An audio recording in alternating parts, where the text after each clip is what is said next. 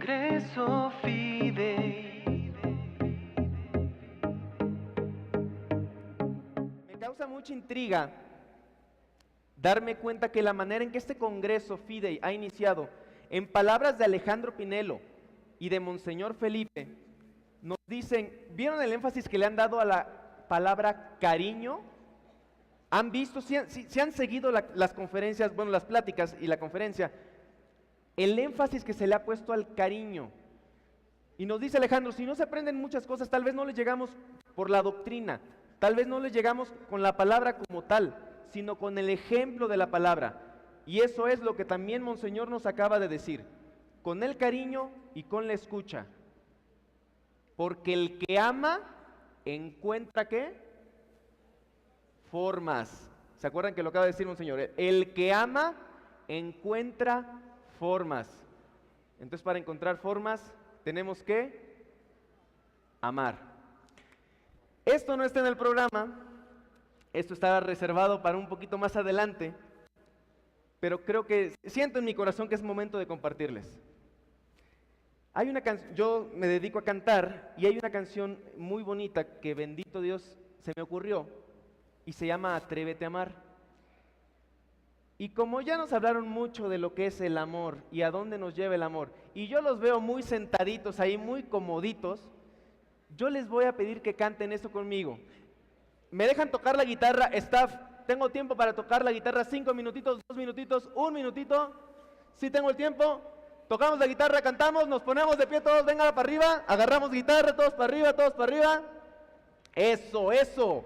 Porque nosotros formamos jóvenes. Y los jóvenes son atrevidos. Los jóvenes son movidos. Y nosotros no nos quedamos atrás. A ver, porque también somos jóvenes. De corazón, algunos. Otros de todos lados. Cuerpo, mente, alma, todo. Yeah. A ver, esto es un pedacito de la canción que va muy de la mano de lo que Monseñor nos acaba de platicar y dice así. Y se vale aplaudir. Para amar primero hay que dejarse amar. Ay, para amar primero hay que dejarse amar. Ay, para amar primero hay que dejarse amar. Pues no puede alguien dar algo que no lleve en su corazón, no, no. Y no sé si están de acuerdo conmigo. Para amar primero. ¿Y por quién? Yeah, por el Padre. Entonces esto dice, si me va a ayudar, este lado va a decir, para amar primero. Y este lado va a contestar, hay que dejarse amar. Dice, para amar primero hay que dejarse amar. Van solos, van solos. Para amar. ¡Wow! ¡Otra vez! Hay que dejarse amar. Ok, ahora lo cantamos, pero esta vez bailando, volviéndonos locos, y dice que para amar primero hay que dejarse amar.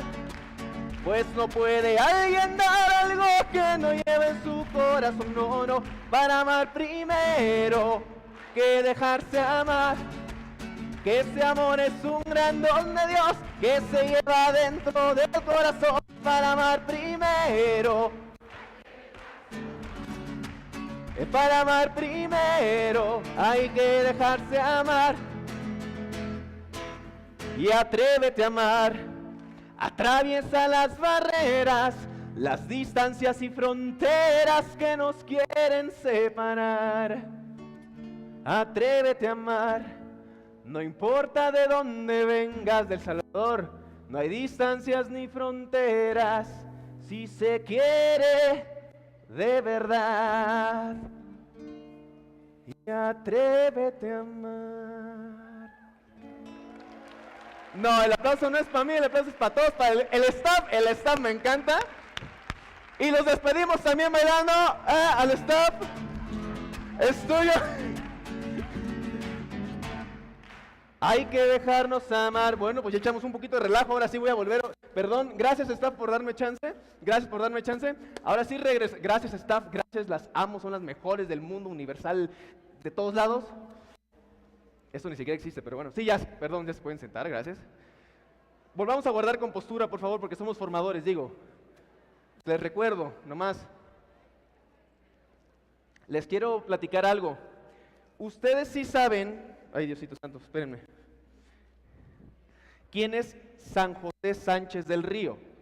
Le conocemos, el patrono de los jóvenes. Ok, creo que estamos listos, ¿estamos listos? Bueno, eso lo guardo para después, es importante, pero más importante esto.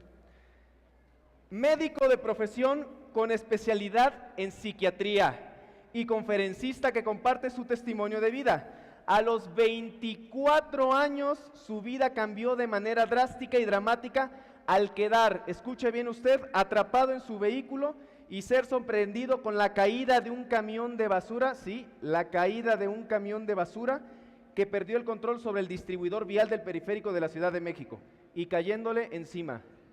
Para quienes lo conocen ya lo amamos, para quienes estamos a punto de conocerlo lo vamos a amar. Doctor José Villela, un aplauso fuerte por favor para él.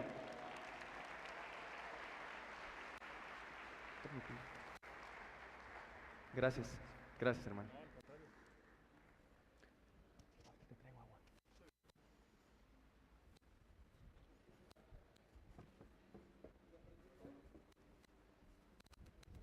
Bueno.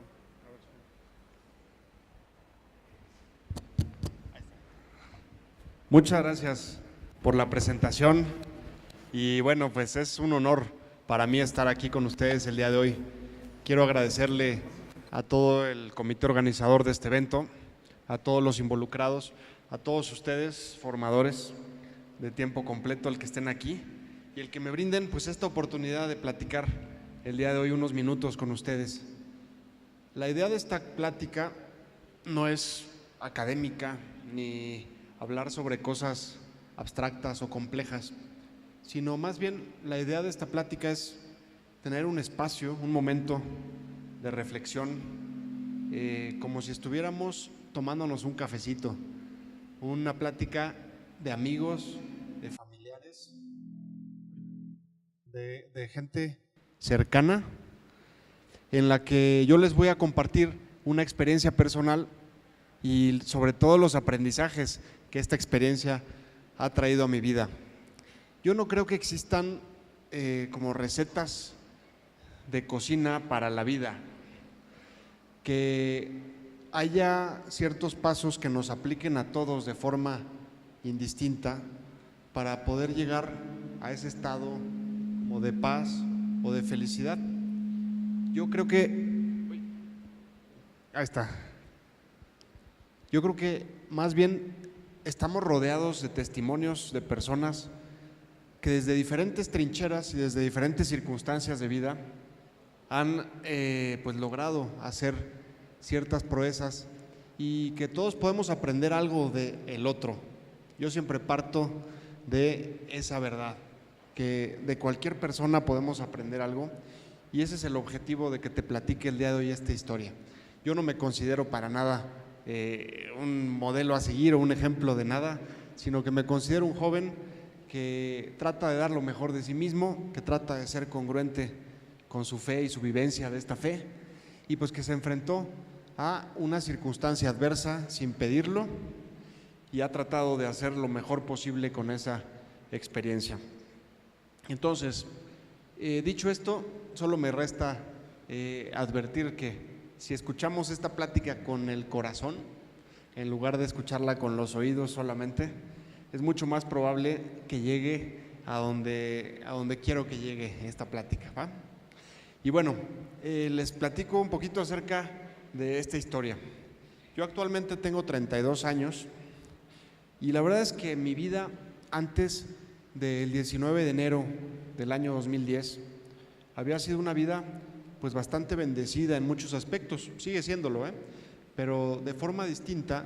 Mi vida hasta los 23 años de edad había estado rodeada de mucho amor, de mucha salud, de una familia muy unida y un núcleo social y académico y profesional muy sólido, gracias a Dios. Soy el segundo de 3 hermanos Tengo una hermana más grande, 2 años, y un hermano más chico, 3 años. Soy el del medio, el sándwich. Como dicen que el sándwich es el único hermano que ubica su lugar en la vida, ¿no? Porque no es ni el primero ni el último y sabe que le toca ropa usada, pero también, ¿no? Tiene sus ventajas. Tampoco están los papás tan pendientes de las calificaciones como con el primero. Entonces, fui el sándwich. Unos padres pues muy amorosos, muy unidos también, que me regalaron el más grande don que hay en mi vida, que es la fe.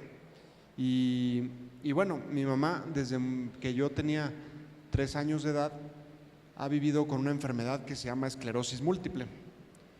No puede caminar y pues esta enfermedad ha ido avanzando con el tiempo. Entonces yo desde chiquito, al ver a mi madre y a mi papá, que también tuvo bastantes problemas de salud, entre ellos cáncer y un par de infartos al corazón, yo estuve rodeado de unos padres que requerían constantemente atención médica. Y entonces brotó en mí esa inquietud de querer ayudarles y de querer estudiar una carrera como la medicina. Desde que era pequeño traía para todos lados un cuaderno y iba anotando el diagnóstico de la gente. Entonces llegaba y les preguntaba, ¿cómo te llamas? A los que estaban de visita o en cualquier evento social. Anotaba su nombre, su edad, luego les preguntaba su peso, a lo que mi mamá me pellizcaba. Y me decía, eso no se le pregunta a la gente, ¿no? Y les ponía si tenían algún dolor. Entonces, ahí tengo mis cuadernos donde dice, abuela, 60 y tantos años, tiene 7 dolores, ¿no? Y a la fecha cuando me ven me dicen, José, tengo 7 dolores, ¿no? Y es como un decir en la relación familiar. Y este sueño se fue cristalizando poco a poco, con esfuerzo y dedicación, en estudiar la carrera de medicina. Entré a la Universidad Panamericana aquí en México y empecé a vivir el sueño. Llegó el momento de estar finalmente frente a pacientes, ya con una bata blanca que responsabiliza y hace que haya un compromiso en esta profesión tan bella de la medicina. Y pues ya estaba viviendo el sueño cuando un día, saliendo del hospital en donde estaba haciendo mis prácticas, tomé mi coche, un Ferrari rojo, ¿no? No, era amarillo. No es cierto, era un coche ya viejito, pero me llevaba y me traía para todos lados. Tomé mi coche y camino a casa pensaba solamente en llegar a dormir. Estaba tan cansado como de esas veces que no has dormido y ya dices, quiero llegar y poner la cabeza en la almohada y despertar mañana. Cuando de repente en un semáforo, a la altura de Rómulo Farril y el periférico, de repente escucho un ruido muy fuerte y siento un impacto. Quedo completamente a oscuras, aunque despierto. Y resulta pues que lo que había sucedido es que cayó un camión de basura desde el 2.º piso del periférico y cayó encima de mi coche. Traté de moverme en ese instante, de salir de ahí porque pues no entendía qué es lo que sucedía y me di cuenta que no podía moverme absolutamente nada del cuello para abajo. Trataba de mover los brazos y nada. Trataba de incorporarme porque mi cabeza estaba recargada sobre el volante y no podía. No me dolía nada, pero la sensación que tenía era tan extraña que se podría equiparar a un dolor muy fuerte. Era como si el tiempo transcurriera muy lento, había mucha incertidumbre, no tenía idea de qué sucedía. Y de repente, en este trance, llega un policía que estaba muy cerca de donde pasó todo, y al verme ahí dentro, lo primero que hizo fue gritar, joven, ¿estás bien? Y yo pues no podía voltear, pero le dije, estoy bien, no me puedo mover, pero estoy bien, no me duele nada, no siento que no estoy sangrando, no estoy, o sea, estoy despierto, sé cómo me llamo. Y el policía me dijo, muy bien, te vamos a sacar, tranquilo, te vamos a sacar. Y así empezó a coordinar este policía a un equipo de personas para sacarme de este coche en el que yo estaba pues literalmente preso entre los fierros retorcidos y las llantas de este camión que había caído sobre mi coche. El mismo policía, muy ocurrente y a la vez muy bueno, haciendo un poco más de lo que le tocaba hacer, me preguntó: oiga, joven, deme el teléfono de alguien de su familia para avisarles lo que pasó. Y yo afortunadamente pude darles el teléfono celular de mi papá. Mi papá estaba en una comida a unos 2 kilómetros de donde había pasado el accidente, cuando de repente recibió esa llamada de un policía que le decía: señor, no me conoce, le va a sonar muy extraño lo que le voy a decir, pero a su hijo le acaba de caer un camión encima. Mi papá, obviamente incrédulo al principio, pero poco a poco fue dándose cuenta que el policía le daba elementos sobre mí. Le dijo: es médico, viene en un coche rojo. Y mi papá dijo: pues es él. Dejó la comida como estaba y salió a toda velocidad en el coche de la persona con la que estaba comiendo, un socio de trabajo. Ya se imaginarán el tráfico que se hizo. Si de por sí la Ciudad de México es un estacionamiento, ¿verdad? El estacionamiento más grande del mundo, pues con un accidente se pone peor. Pero eso no fue pretexto para que mi papá no se bajara del coche y empezara a correr en medio de los demás vehículos. Mi papá, como les he dicho, tuvo problemas de salud, así que no es ningún atleta, pero la adrenalina del momento, el miedo y la incertidumbre lo llevaron a correr y a correr.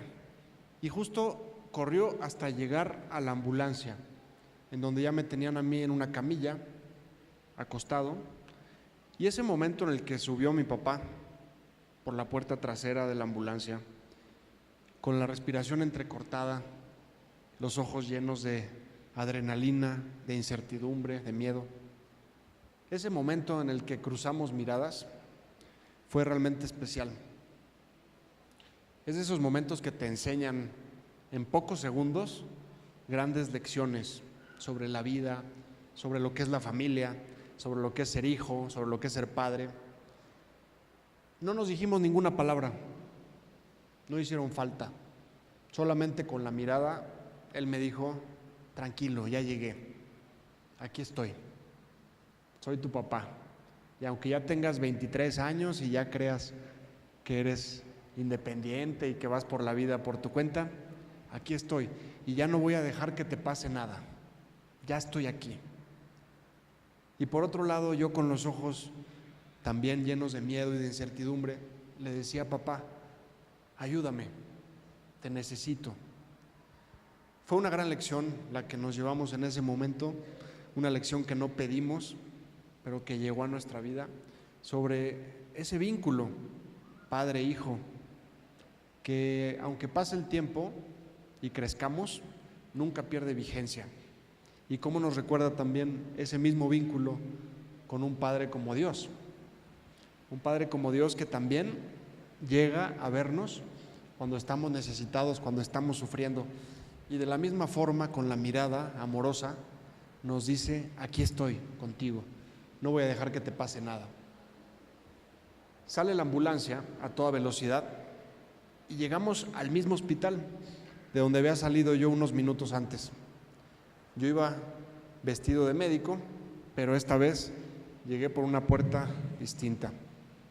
Mis compañeros, mis amigos, me recibieron y pues no dábamos crédito, ni ellos ni yo, de lo que había sucedido. Me empezaron a hacer pruebas, me pasaron a una sala en urgencias en donde me quitaron toda la ropa, me conectaron a máquinas, me empezaron a sacar muestras y ahí entendí por primera vez lo que es la vulnerabilidad. A los 23 años sería bueno que entendiéramos un poco de la vulnerabilidad de la vida, que entendiéramos que la fuerza y la salud, así como llega un instante, así como sucede un accidente en un segundo, se pierden. Y nos damos cuenta que no valoramos, que somos muy ingratos por naturaleza y que ser agradecidos pareciera ser un requisito fundamental para la paz, para la reflexión, para vivir en la felicidad verdadera, agradecidos por todo lo que recibimos. Pero ¿qué pasa con nosotros los jóvenes?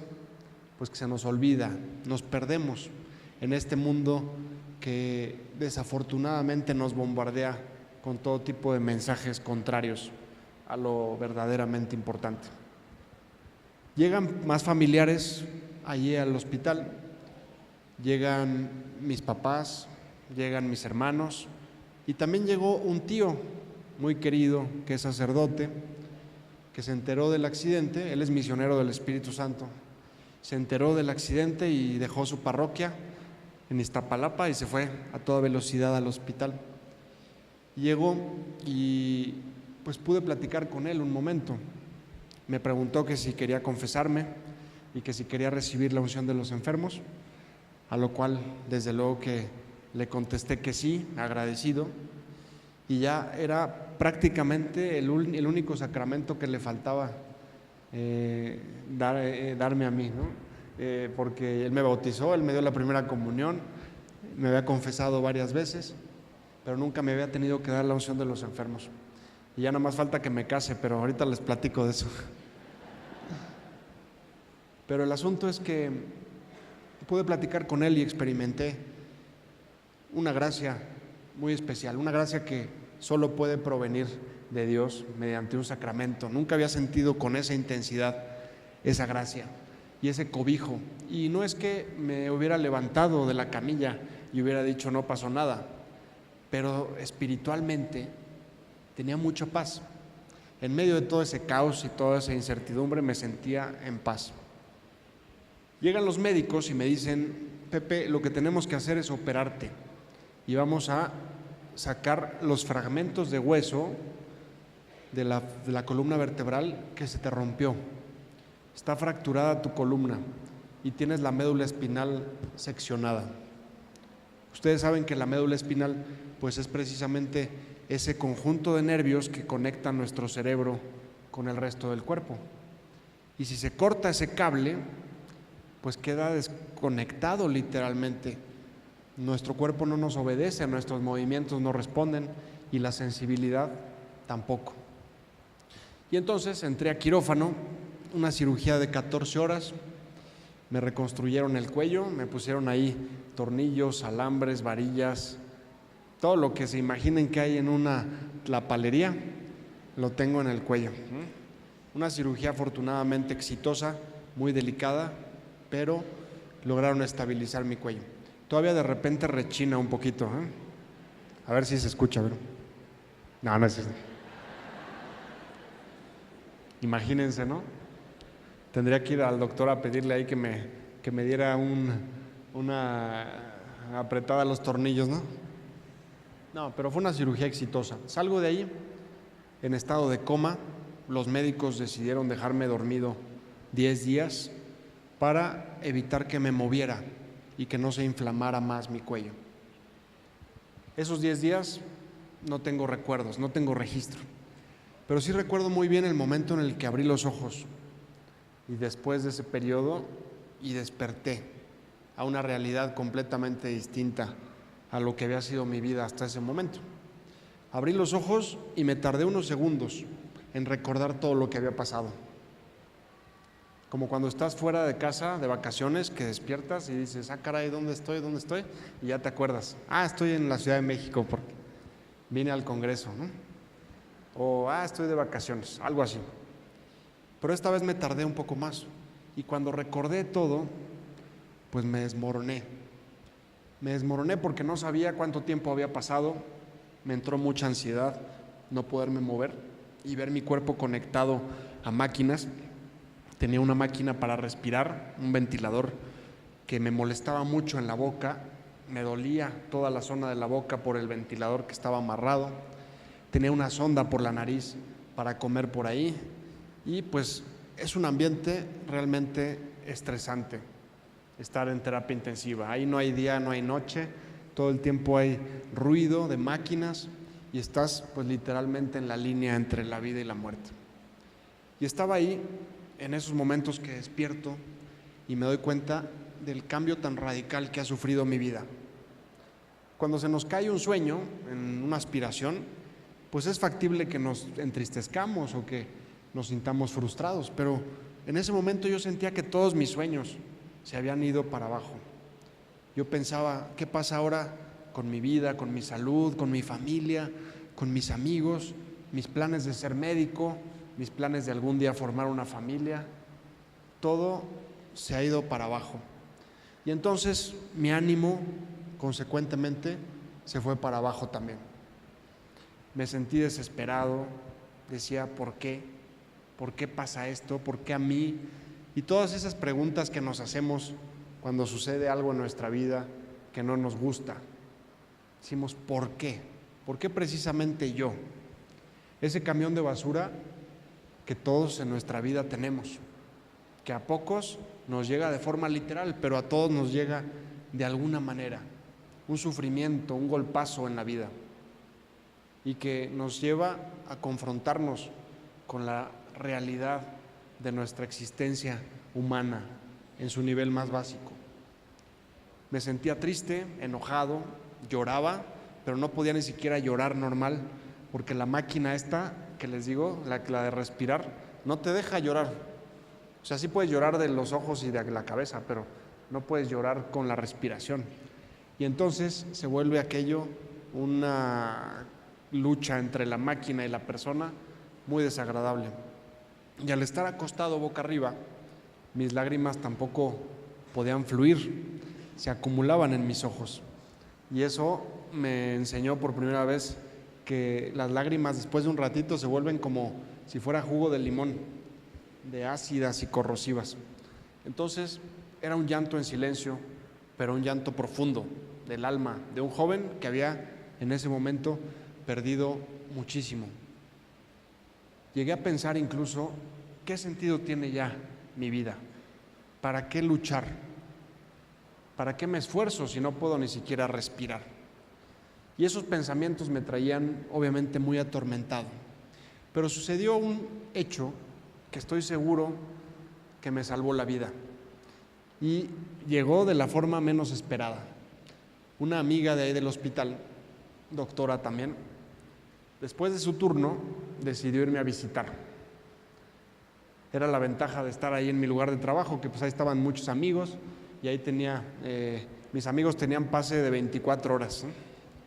Se iban con su gafete y pues los dejaban entrar. Eso tenía sus desventajas porque también podían llegar en el peor momento, ¿verdad? Pero bueno, llegó esta amiga y me dijo, hola Pepe, oye, ya acabé mi turno, debes de estar ya muy aburrido de tanto tiempo aquí, entonces pensé venir a platicar contigo. Y yo pensé, bueno, pues qué buena gente, que después de sus horas de trabajo se haya tomado un rato y venir a visitar a su amigo, ¿no? Y me dijo, ya sé, te voy a leer algo, ¿quieres que te lea? Y yo pensé, híjole, ahorita la verdad es que no, me da mucha flojera. Estoy con estos pensamientos, apenas me estoy hallando después de este suceso. Y pues la verdad no me parecía en ese momento lo más adecuado, ¿no? No quería yo que me leyera algo. Y aparte dije, va por un libro de medicina, imagínate, ¿no? Me voy a dormir otros 10 días, ¿no? Pero no podía decirle nada de esto porque estaba conectado al ventilador. Pero con la mirada pues trataba de decirle así como... Y me dijo, ahorita vengo, voy por un libro. Yo dije, pues a ver con qué sale, ¿no? Regresa unos minutos después con un banquito de esos de metal que hay en los hospitales. Lo pone al lado de mi cama, de la cabecera, y empieza, las crónicas de Narnia. Yo dije, no, bueno, en la torre. Las crónicas de Narnia ahorita. Si yo estoy pensando en qué voy a hacer con mi vida después de esto, y una historia de fantasía y de dragones, y como que me parecía que no era lo que necesitaba en ese instante. Pero mi amiga, muy segura de sí misma, se arrancó leyendo. Y después de un ratito de leer, se dio cuenta que yo ya había cerrado los ojos. No por grosero, ¿eh? La verdad es que sí estaba atarantado contra tanta cosa y cerré los ojos. como diciendo, pues ahorita ya va a decir, ya se durmió y ya. Y no, mi amiga, en lugar de hacer eso, perseveró y me movió del hombro así, de la parte que sí sentía de mi cuerpo. Me dijo, oye Pepe, te estoy leyendo. Y tú te duermes, pues no, como qué grosero. Y yo nada más abrí un ojo, porque dije, si abro los dos ojos, pues va a seguir leyendo, ¿no? Entonces nada más abrí un ojo. Me dijo, no, como que no te está interesando mucho, ¿ah? Y yo le hice así. Ya sé, te voy a leer otra cosa. Y yo pensé, no, bueno, voy a ir por el Señor de los Anillos ahorita. Y ahora sí nos vamos a quedar aquí unos meses, ¿eh? Me dijo, no, te voy a leer todos los mensajes que la gente que te quiere te ha mandado aquí al hospital. Y yo, ¿cuáles mensajes? Yo no sabía de esos mensajes. Hasta ese momento mi campo visual se había limitado a la lámpara de ese cuarto de 3 metros por 3 metros en donde estaba y a una que otra cara ocasional cubierta con cubrebocas y gorros, con esas miradas que evitaban el contacto visual directo conmigo. Y entonces que de repente mi amiga me dijera, hay un chorro de mensajes aquí que te han mandado, pues me emocionó. Me emocionó porque necesitaba en ese momento ese abrazo y ese apapacho de mi gente, de mis amigos. Y esta amiga empezó a desprender uno a uno los mensajes que estaban pegados en las paredes. Y había de todo, ya se imaginarán, fotos, dibujos de amigos, de primos, de familia y demás. Pero hubo una frase en particular que es la que les digo que me salvó la vida. Estaba impresa en una hoja verde fosforescente con letras grandes y decía, nada puede pasarme que Dios no quiera. Y todo lo que Él quiere, por muy malo que me parezca, es en realidad lo mejor. Santo Tomás Moro. La verdad es que la primera vez que me leyó esta frase, mi amiga, como que no la entendí muy bien. Y en parte yo creo que a propósito, porque di que Dios quiere ¿qué? Y dije, no, yo no creo que Dios quiera esto. Yo no creo que Dios me esté castigando, yo no he sido malo. Entonces no entiendo esta frase y me concentré mejor en los otros mensajes en términos humanos más sencillos, más reconfortantes, de efecto inmediato. Pero mi amiga, cuando pegó las hojas nuevamente en las paredes, esta hoja verde fosforescente quedó hasta arriba de la pared. Y entonces, ya que ella se fue, volví a quedar a solas con esta frase y la volví a leer. Y no sé cuántas veces la habré leído en esos días que parecían interminables. Cada vez que la leía, iba entendiendo poco a poco esas palabras ocultas detrás de la frase de Santo Tomás Moro. Y sobre todo una palabra que se iba imprimiendo poco a poco en mi corazón. Y esa palabra es sentido. Esto que te pasó y que estás viviendo tiene un sentido. Hoy no lo puedes entender porque es muy reciente y porque estás hospitalizado y porque estás tomando quién sabe cuánta medicina, pero quédate con la paz que da saber que el dolor que estás viviendo tiene un sentido. Este pequeño cambio, no saben la magnitud que tuvo en mi persona y en mi motivación.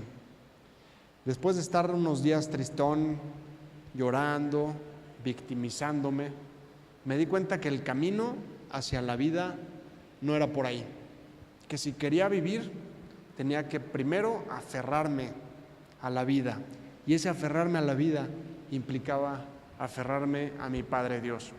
No podía en ese momento enojarme y rechazarle, porque era la única mano que había estado ahí siempre y que siempre iba a estar. Tenía que agarrarme de esa mano.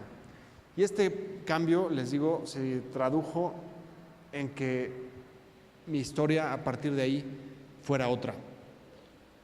Desde luego, todavía no podía respirar, todavía no podía caminar, ni podía salir del cuarto de terapia intensiva, pero algo dentro de mí ya había cambiado para bien. Y así empezó un proceso, ya con más motivación.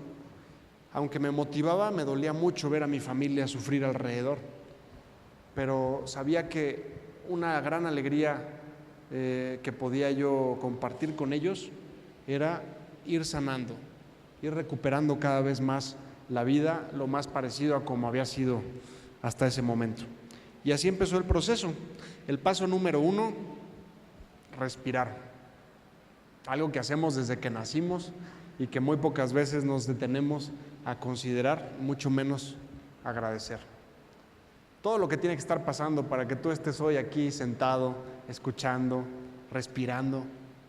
Si tuviéramos que ponerlo en papel, necesitaríamos kilómetros y kilómetros de hojas blancas para explicar toda la complejidad de procesos que tienen que estar ocurriendo. Y sin embargo, aquí estamos. Y hemos respirado desde que nacimos. En esos momentos que no podía, lo valoré por primera vez de manera consciente. Y el proceso de respirar nuevamente tomó varias semanas.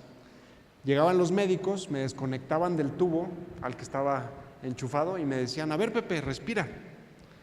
Suena fácil, ¿no? Pues respira, pues mete aire, ¿no? En ese momento mi cuerpo no me obedecía. Y después de varias semanas de estar decepcionado con la falta de respuesta de mi cuerpo, un día de lo más inesperado, llegaron los médicos, me desconectaron. Para ese momento ya tenía un agujerito aquí en el cuello, una traqueostomía por donde respiraba, y me dijeron: a ver, Pepe, jala con todas tus fuerzas aire. Y en ese momento escuché un sonido bien distinto al silbido de salida que escuchaba todos los días. Escuché un silbido de entrada y los médicos se quedaron: a ver otra vez, y volví a repetir ese sonido que no era precisamente armónico, era más bien como el sonido de un moco chiflador, ¿no? Pero en el cuello, imagínense.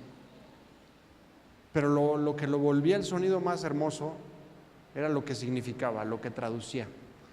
Estaba respirando por mi cuenta y eso cambiaba las cosas. Entonces me sentí como un verdadero bendecido, como un campeón. Y eso que todavía no recuperaba nada más que la respiración. A partir de ahí los médicos me fueron desconectando cada vez más tiempo hasta que finalmente un día se pudieron llevar esa máquina.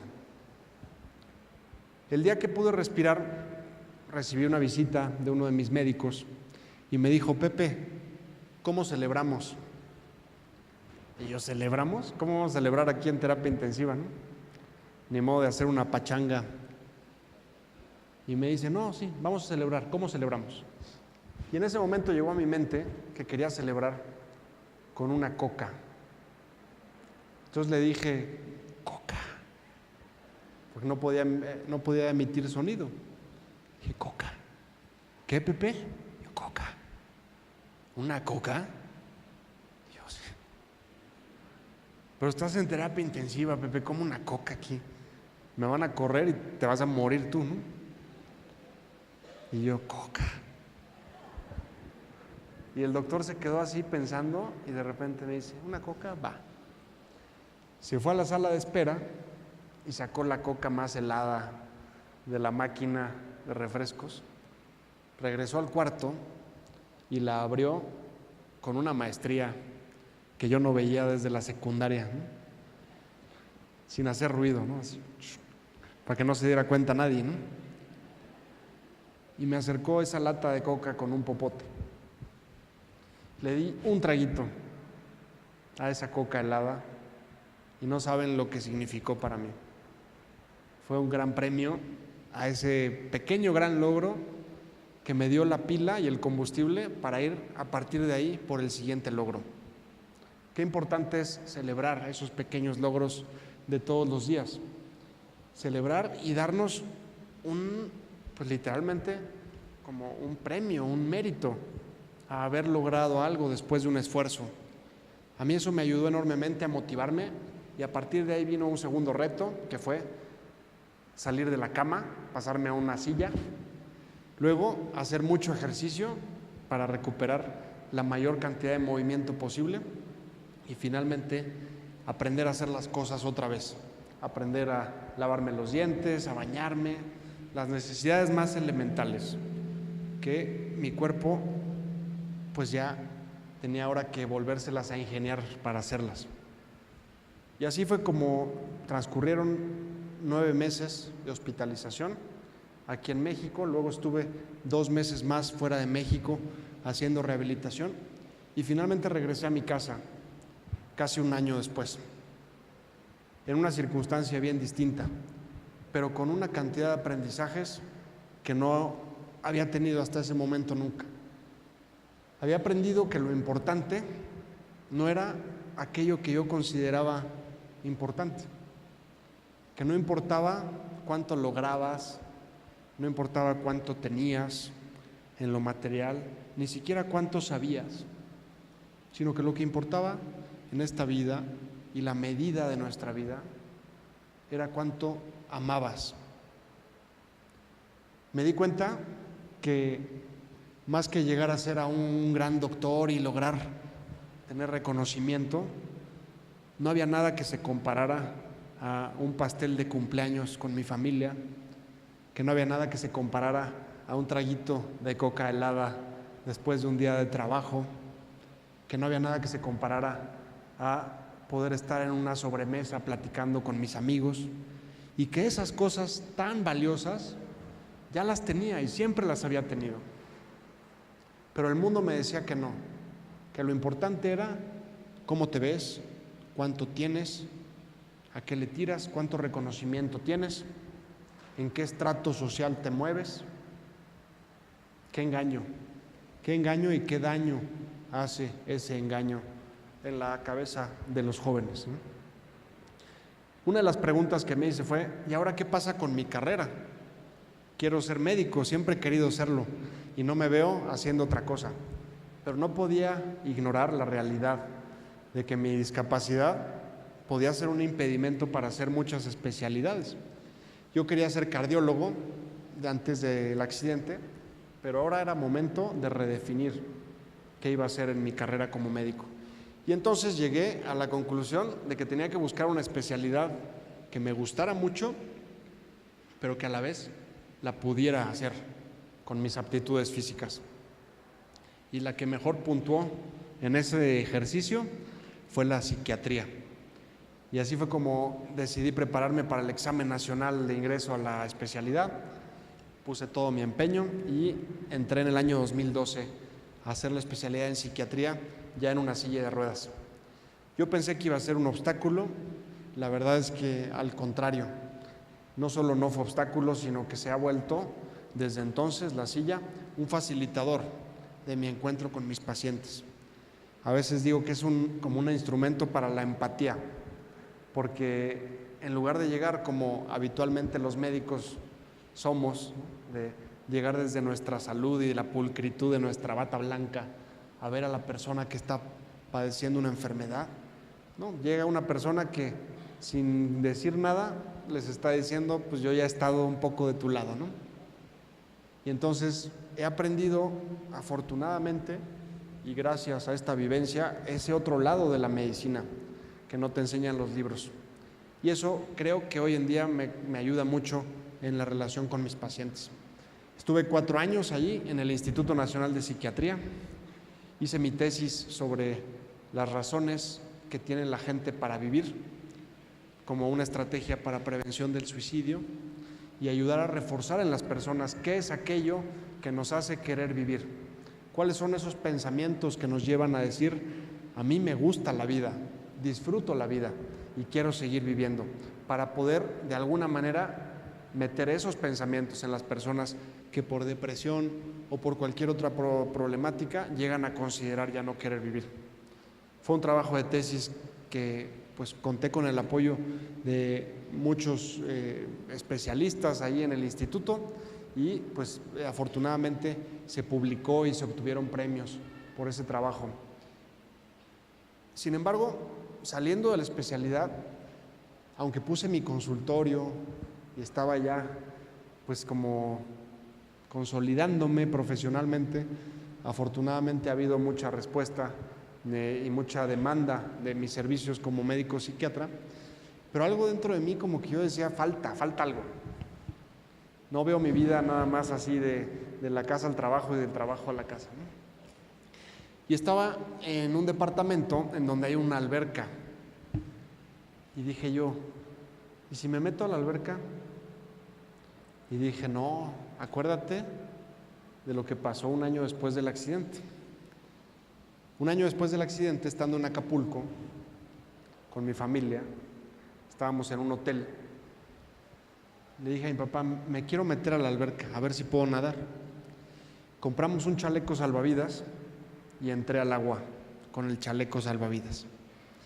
En el momento en el que me dejaron ahí, mi cuerpo se fue hacia el frente y por el chaleco salvavidas no podía sacar la cabeza del agua.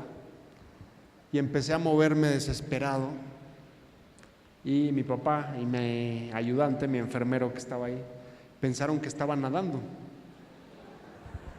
Dijeron, mira qué bonito nada, ¿no? Y sí, como no, yo lo que estaba era tragándome la alberca, literalmente. Después de unas cuantas bocanadas de agua turbia de alberca de Acapulco, desde entonces no me he enfermado de la panza, les prometo. Me sacaron y yo quedé traumado. Dije, no, definitivamente el agua ya no es mi elemento. Aunque lo había sido hasta antes del accidente durante muchos años, había nadado mucho.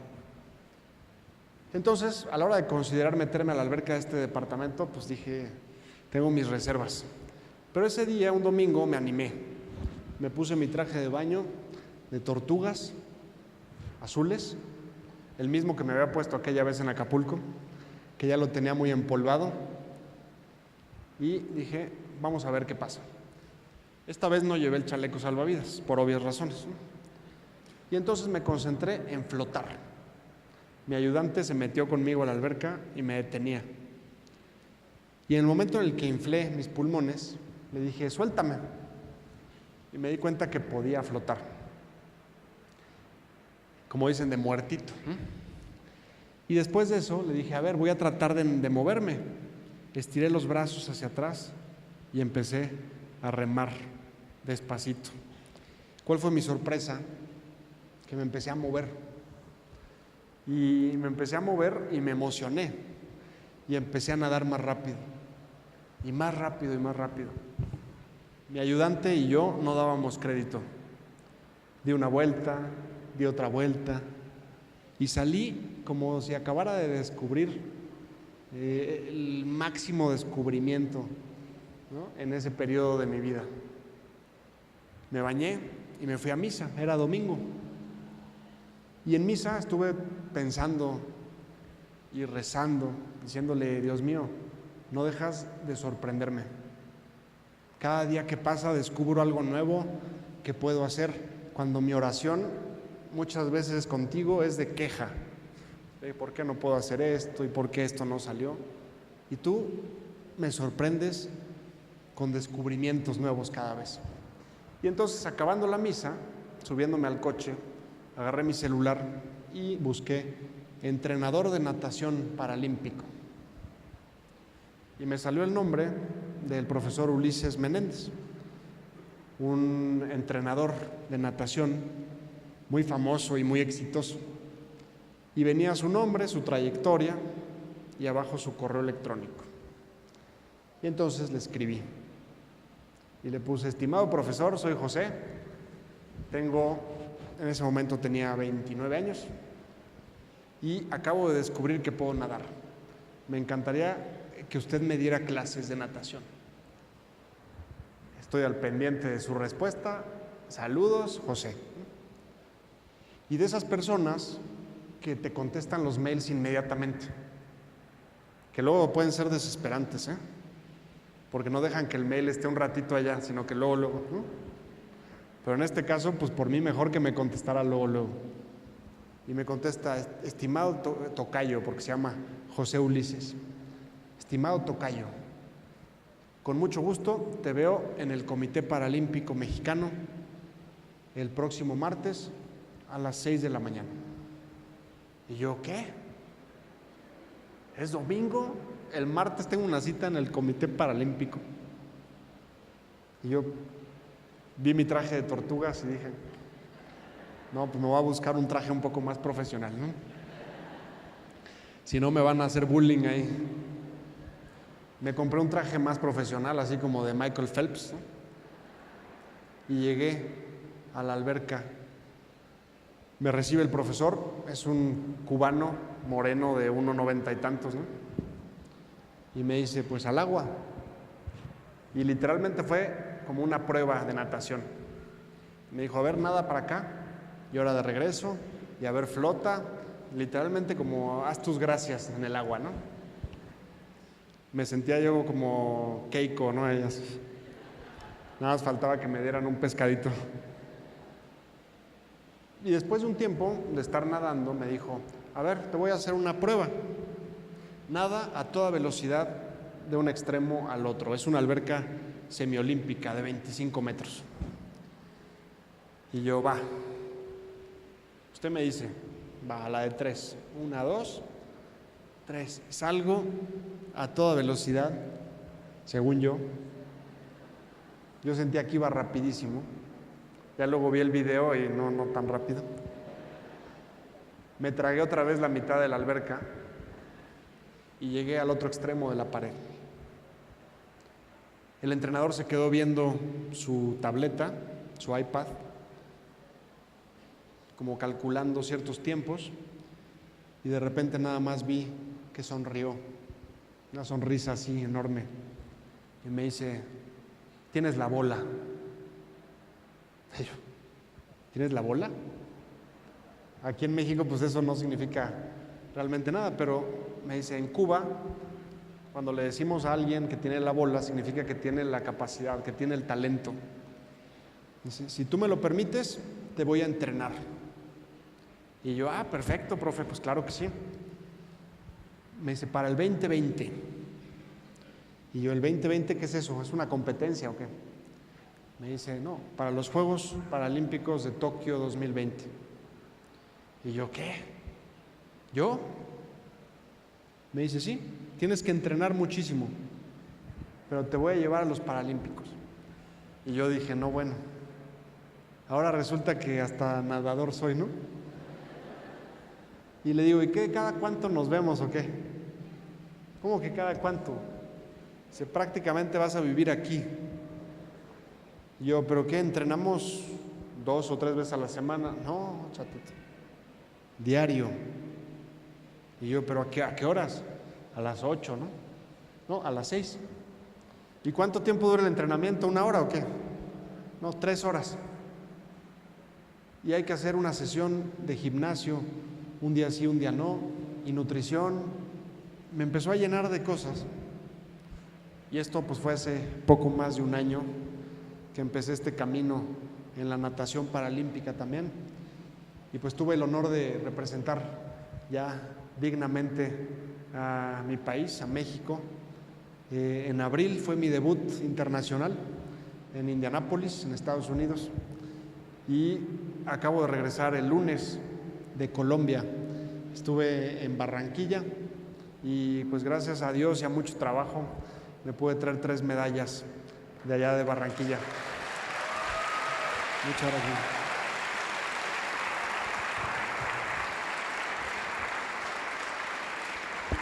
Muchas gracias. Y bueno, yo pensé que ya eso era pues como una meta en la vida, ¿no? Y decir ya, pues ahora sí, ya párale, ¿no? Pero pues no tenía idea de lo que es realmente la felicidad o la plenitud. Pues resulta que hace 1 año, un poquito más, conocí a Susana. Y conocí a Susana y descubrí pues todas las bendiciones que trae consigo el amor. Cuando el amor es bueno, cuando el amor es limpio, cuando el amor es sano. Y me enamoré perdidamente de Susana. Ella se enamoró de mí también. Y hace 2 semanas justamente le pedí matrimonio. Entonces,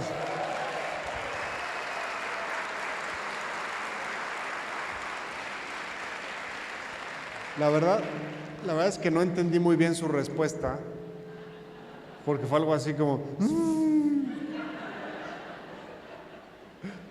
Pero ya luego me dijo, no, era que sí. Ah, bueno. Y bueno, pues, ¿qué les puedo decir? Ese es mi máximo trofeo y mi máxima medalla en la vida, eso que tenemos y eso que queremos hacer ahora como un matrimonio, como una familia. Y bueno, me ha enseñado tantas cosas ella, desde su sencillez, desde su bondad. Es una mujer tan buena que la verdad es que me siento enormemente bendecido por Dios de haber encontrado a una mujer como ella en mi vida, con la que compartir y con la que soñar juntos.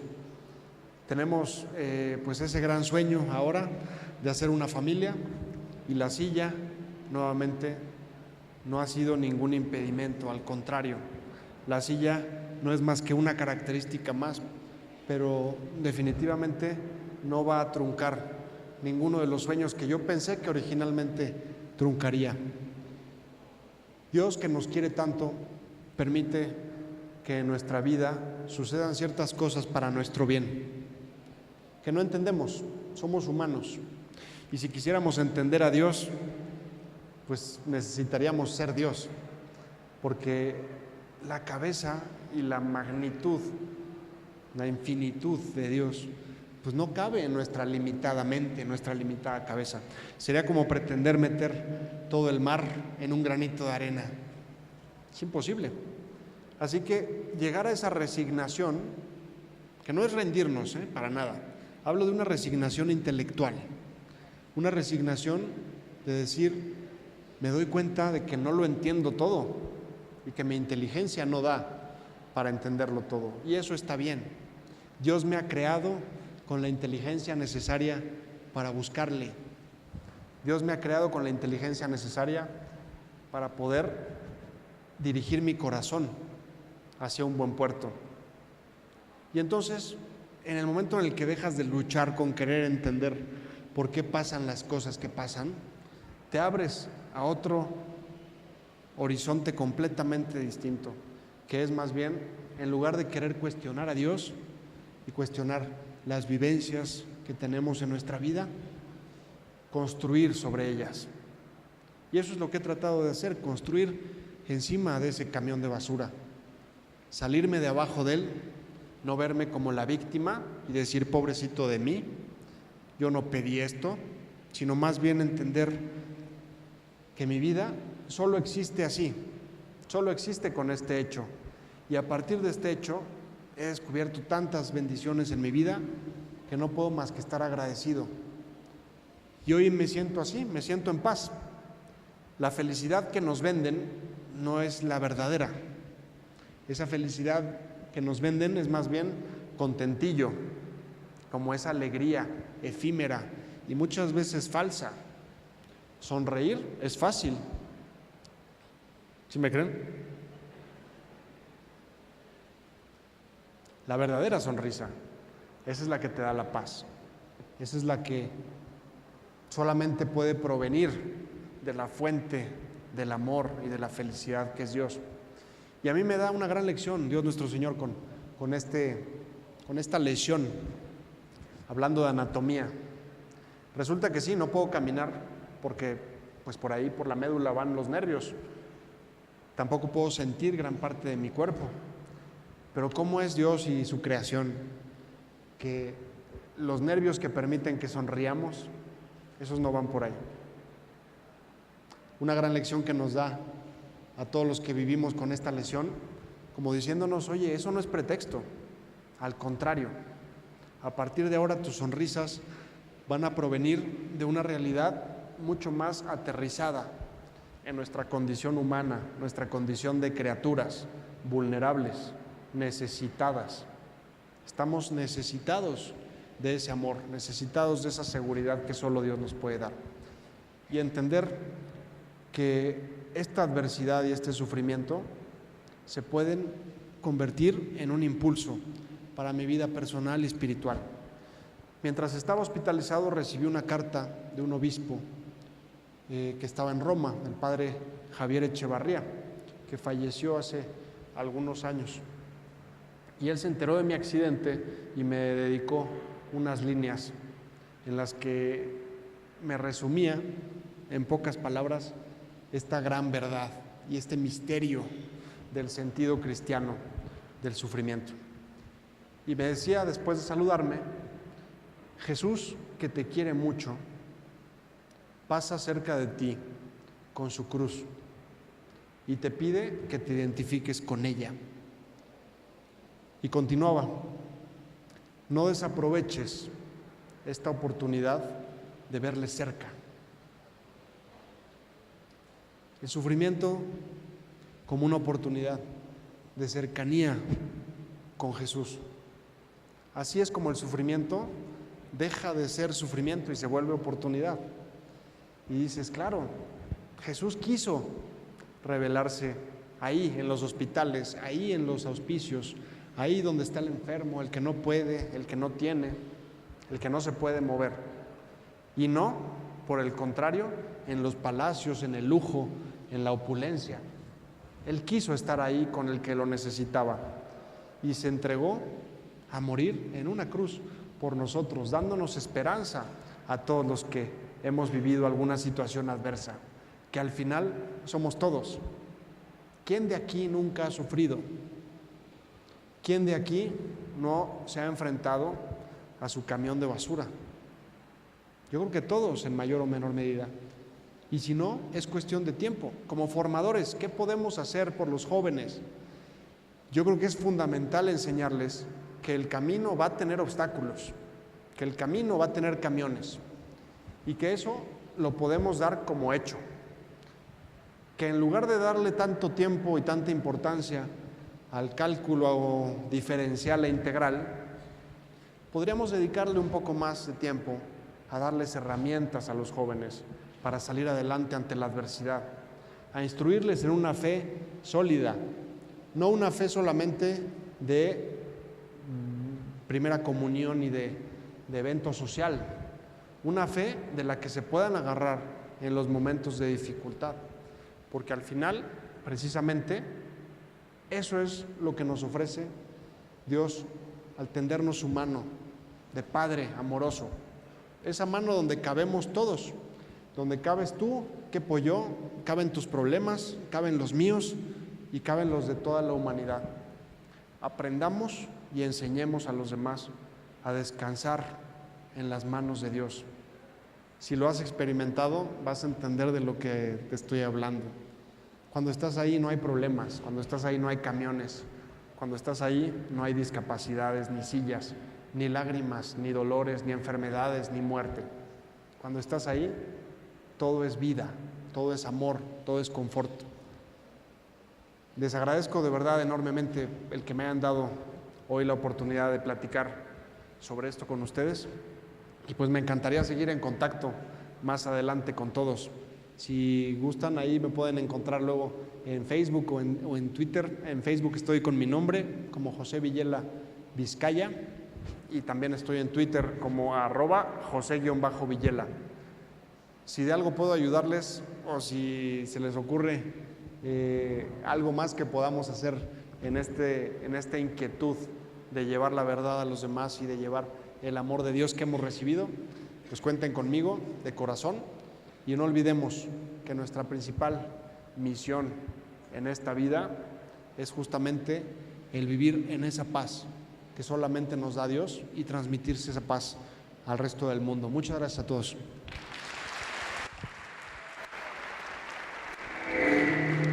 José Villela, ¿les dije que lo iban a amar o no se los dije? Gracias, muchas gracias de corazón, a nombre de todos nosotros, por ser parte del primer Congreso FIDEY para formadores de jóvenes.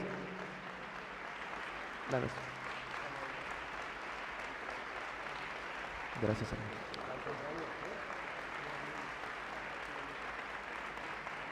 Lo llevamos. José, un último segundo. Yo te iba a hacer una pregunta, dije, yo tengo que preguntarle a este hombre, tengo que preguntarle. Durante ese momento, y te lo pregunto, 30 segundos porque no tenemos tiempo, ese momento en el que estabas adentro del carro así, y ese momento que has tenido tantas experiencias de vida hasta el día de hoy y lo que viene, ¿qué es lo que te ha movido? ¿Qué es lo que te deja, lo que te hace seguirte moviendo? Bueno, pues. Ya, bueno. Bueno, lo que me ha movido ha sido realmente el fondo de mi corazón. La peor parálisis que existe no es la de los músculos. La peor parálisis que existe es la del corazón, la de la voluntad. Y he descubierto con esto justamente que la limitación se puede volver combustible puro siempre y cuando lo orientemos de esa manera. Entonces, pues me han movido todos los esquemas de mi vida, cambió por completo el terreno de juego, pero la portería sigue estando en el mismo lugar. Amén. Amor y enseñarles que el camino va a tener obstáculos, pero que si te agarras de tu cruz y de Él, vamos a atravesarlos. Felicidades, gracias José. Congreso